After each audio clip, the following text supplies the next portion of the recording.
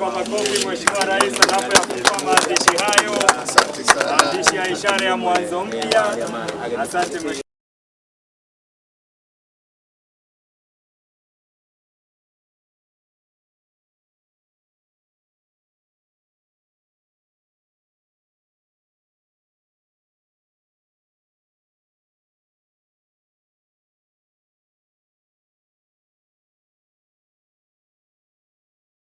Kwa makofi yanaponyunyizia maji, ishara ya upendo na umoja wa taifa na kutuleta pamoja.